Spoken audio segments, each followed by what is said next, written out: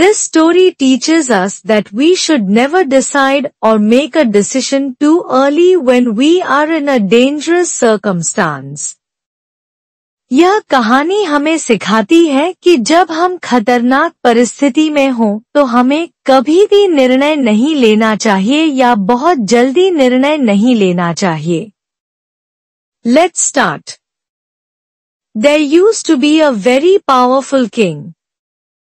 एक बड़ा ही शक्तिशाली राजा हुआ करता था। The people in his kingdom were very happy. उसके राज्य में प्रजा बड़ी खुश थी।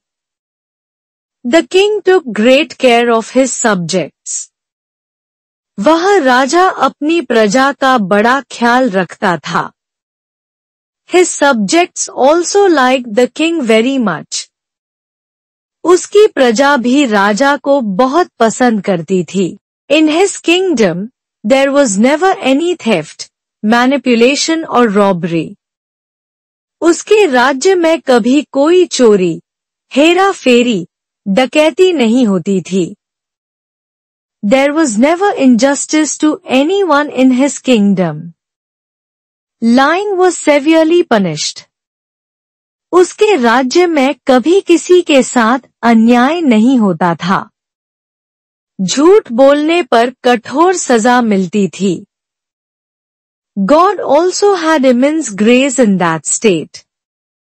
उस राज्य में भगवान की भी असीम कृपा थी।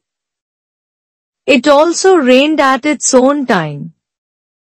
बारिश भी अपने वक्त में हो जाती थी। The crops were waving a lot in the field. खेत खलियान में फसलें खूब लहराती थी। The king also had a large family. The king lived happily with his family. राजा का बहुत बड़ा परिवार भी था। राजा अपने परिवार के साथ बड़ी खुशी से रहता था। Once upon a time, the king was sleeping very soundly one night. एक बार की बात है, राजा एक दिन रात को बड़ी गहरी नींद में सो रहा था। A dream came from him. In his dream, he saw that one day he was left alone, and all his family members were dead. उससे एक सपना आया। सपने में उसने देखा कि एक दिन वो अकेला रह गया और उसके सारे परिवार वाले मर चुके थे।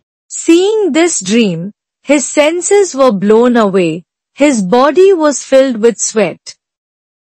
I didn't understand what this dream meant. यह सपना देखकर उसके होश उड़ गए। उसका शरीर पूरा पसीने से भर गया था। उससे समझ में नहीं आ रहा था इस सपने का क्या मतलब है। In the morning, the king called an emergency meeting and said that the most knowledgeable Pandit of our kingdom should be called to the court.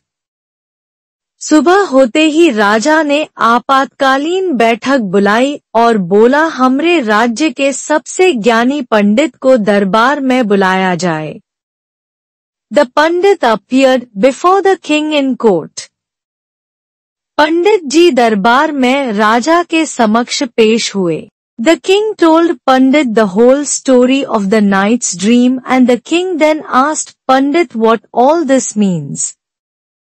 राजा ने पंडित जी को रात के सपने की सारी कहानी बताई और राजा ने फिर पंडित जी से पूछा इस सबका का मतलब निकलता है। Pandit ji explained to the king with great ease and knowledge that all this means that, O king, all the members of your family will die, only you will survive. पंडित जी ने बड़े ही सहज स्वभाव और अपने ज्ञान से राजा को समझाया कि इस सब का मतलब यह है कि, हे राजा आपके परिवार के सारे सदस्य मर जाएंगे, सिर्फ और सिर्फ आप ही बचोगे। Hearing this, the king put that Pandit in the dungeon. यह सुनकर राजा ने उस पंडित जी को काल कोठरी में डाल दिया।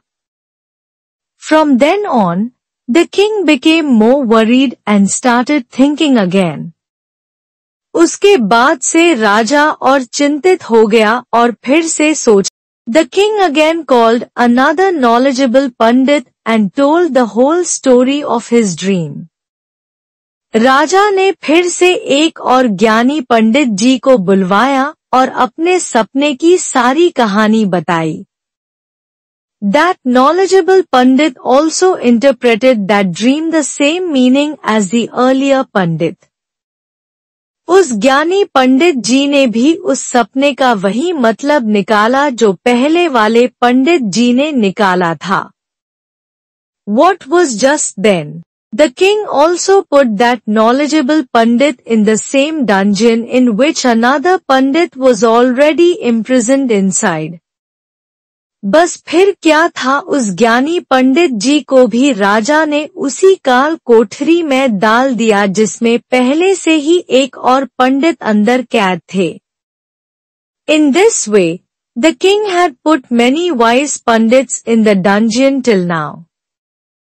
इस तरह राजा ने अब तक कई ज्ञानी पंडितों को काल कोठरी में डाल दिया था. Hearing this harsh decision of the king, all the wise pandits of that state were scared. राजा का यह कठोर फैसला सुनकर उस राज्य के सभी ज्ञानी पंडित डरे हुए थे. Again the king sent his soldier and asked him to bring another learned pandit. फिर से राजा ने अपने सैनिक को भेजा और एक और ज्ञानी पंडित को लाने को कहा. Out of fear, no wise pandit was ready to go. डर के मारे कोई भी ज्ञानी पंडित जाने को तैयार नहीं थे. Finally, one of the poorest pandit of that kingdom was ready to go before the king. आखिरकार उस राज्य का एक सबसे गरीब पंडित तैयार हो गया राजा के समक्ष जाने को. Now when king told the whole story of his dream, the poor pandit stopped a little and thought and decided the king's dream and said, Pandit. अब जब राज ने अपने सपने के सारी कहानी सुनाई, तो गरीब पंडित थोड़ा रुककर और सोचकर राजा के सपने का यह निर्णय निकाला कि और बोले, पंडित जी, राजन, you are very lucky. You are blessed that you have got a very lovely life and your dream means that your age is more than your family members है. राजन, आप बड़े ही किस्मत वाले हो.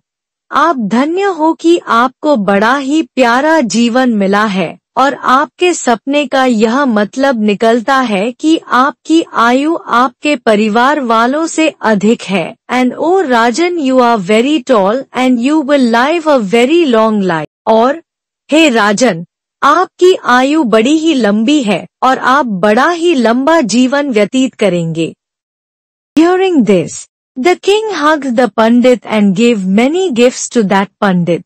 यह सुनकर राजा ने पंडित जी को गले से लगाया और पंडित जी को बहुत सारे उपहार भी दिए. The wise pandits who were imprisoned in the dungeon, when they all came to know about this, the king gave many gifts to that poor pandit. काल कोठरी में जो ज्ञानी पंडित कैद थे, जब उनको इस बात का पता लगा कि उस गरीब पंडित को राजा ने खुश होकर बहुत सारे उपहार दिए, then all the wise pandits started thinking, we too had interpreted the same meaning of the king's dream. Just that poor pandit did not call the whole family dead and said about the long life of the king. तब सारे ज्ञानी पंडित सोचने लगे, हमने भी तो राजा के सपने का यही मतलब निकाला था. बस उस गरीब पंडित ने सारे परिवार को मरा हुआ न कहकर राजा की लंबी आयु की बात कह दी. Moral of the story: one should always speak at the right time by looking at the environment and human temperament. कहानी का नैतिक: हमेशा सही समय, वहाँ का माहौल और इंसान का मिजाज देखकर ही बोलना चाहिए. Sometimes a quick decision, anger overwhelms a person. कभी जल्द फैसला, क्रोध इंसान को ले डूबता है. We should do our job patiently. हमें अपना काम धैर्यपूर्वक करना चाहिए. So, dear children and parents, how do you appreciate our video? Please leave your comments in the comment box. Please remember to like and subscribe to our channel, Knowledge Vito. Thank you and goodbye, and we will return soon with our new informative